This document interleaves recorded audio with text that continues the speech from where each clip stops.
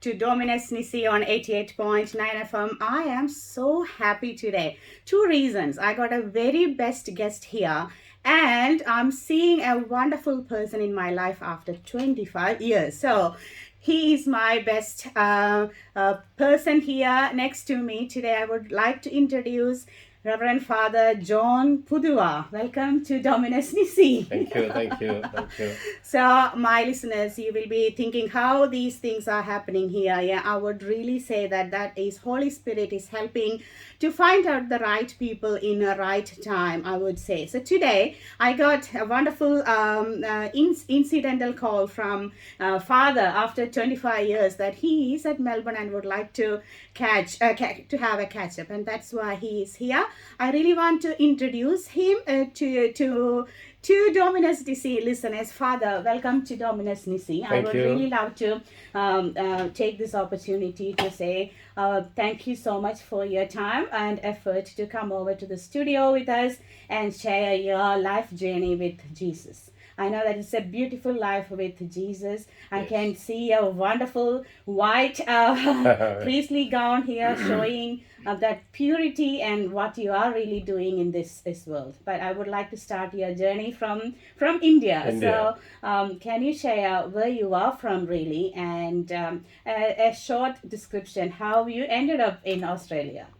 Thank you very much for inviting me to this 88.9 Win FM radio, and thank you with me. After 25 years, we are meeting each other. Yes. And that's what you said is right. It is the work of the Holy Spirit. That I believe that after 25 years, Holy Spirit helps us to meet each other. And I am from India, southern part of India, Kerala state, and was born and brought up in a village near Ankamali, Ernakulam district, Kerala. The name of the village is Chulli. It's a hilly part of the area. And schooling was there. And after schooling, I went to the seminary. In 1994, I became the priest. Then I was working in different parishes. The first appointment was in Melur, where the Bismith's native place. Exactly. Yeah, that's where we started to, have the conversations and relationship. And then I would acknowledge that he was one of our junior priests that really helped us to grow closer to God. And I think during that time I was mainly in my teens, and and there was like a wonderful journey where we stopped our communication. I still remember that you were in my mass celebration for my wedding.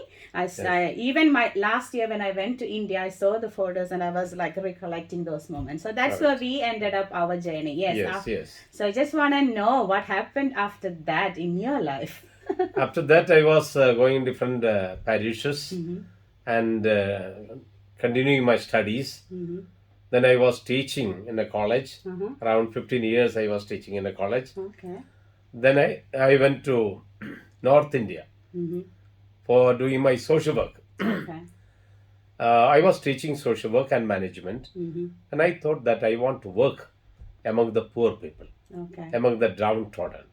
So I went to the North India. It was located in Delhi. So I started my social work in Delhi. That was mainly in 3 levels.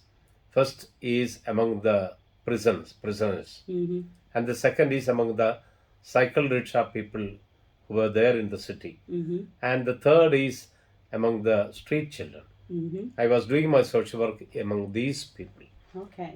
So I would, I would give you like sort of like a situation back in India. If you don't know much about it, like, I would say that's the needy area where they need love more than money, because they were really broken hearted, and then there was no one really give that love of Jesus was helping that at that moment. I want to really pick up the point that you have done the social work and then the teaching part. That's where you were putting the brainy power to the other people to serve them that with that information. And then can you share one experience that you can clearly feel inside during your teaching career? any incidents that really in the mind at the moment? I was teaching around 40 to 15 years in a college. Mm-hmm. Then later I became the principal there. Mm-hmm.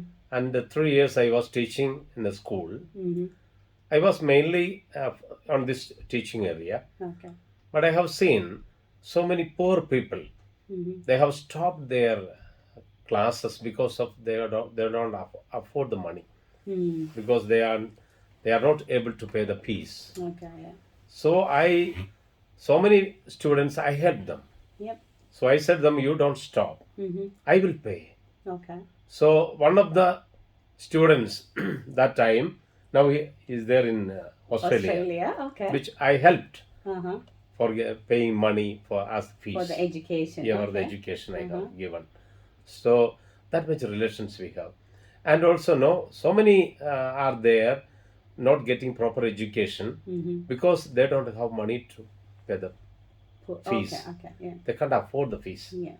So I thought I can help what I have. Yeah, okay. So I am actually encouraged to hear that, like, the little amount or little help that you have done in how many years ago, that you can see the fruit now in a reality, so Yes, that you yes. can really see that the words that Jesus used to say, like, whenever you do, like, a little bit there, you will get the profit even in this earth itself. Yes, So yes. that's the real testimony, that wherever you help, whatever little things, that will come up as a big profit Correct. What is to many other people. But another one, so you will be really comfortable being a principal, Yes. being a teacher, Yes. having all, being in India, having all this luxury, I would say. Yeah. Why did you choose your mission from that top level of principal to a downtrodden, to that prison, to that road? What actually motivated you?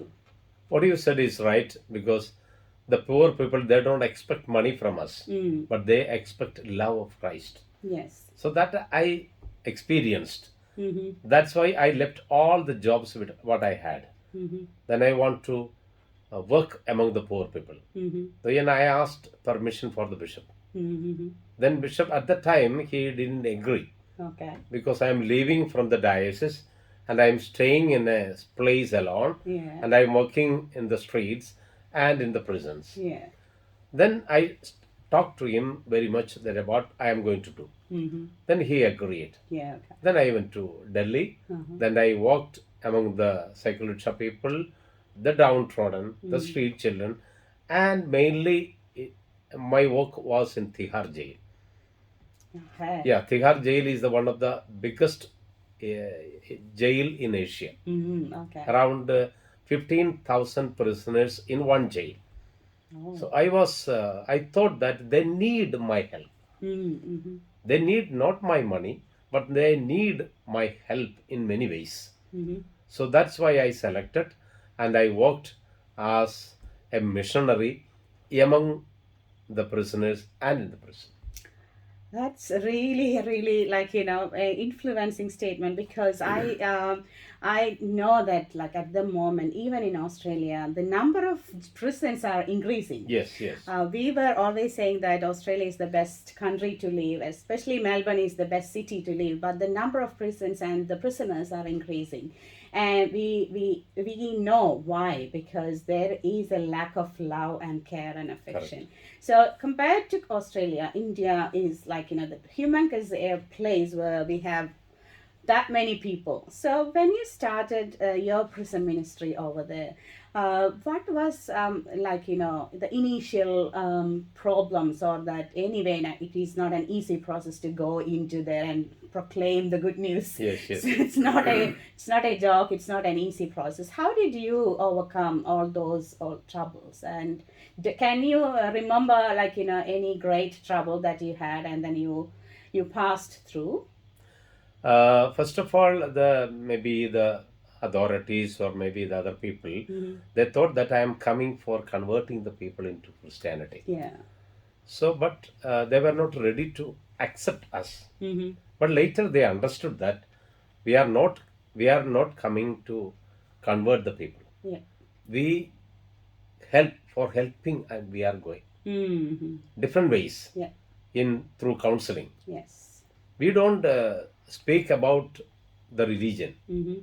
We don't speak about sometimes maybe about Christ, Mm. but they experience the love of Christ through our own works. I think that's what the core of your success, I would Yes. say.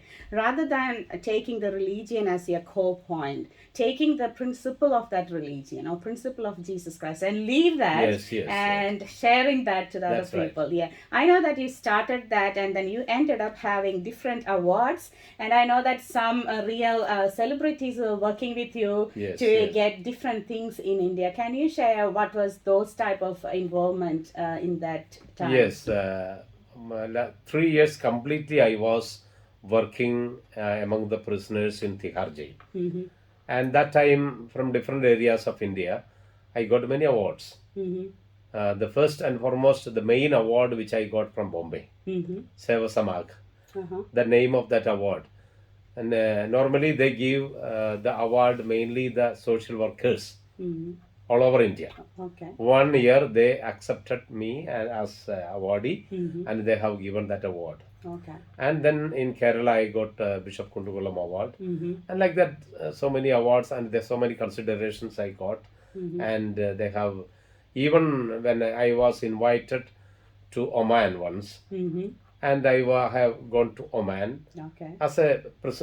prison ministry I'm doing. Uh-huh. And then I have given a talk to in Oman, Muscat. Mm-hmm. And then once I have invited to UK, Mm-hmm. and I have given a lecture about my activities, what I have done, what I do in India. Mm-hmm.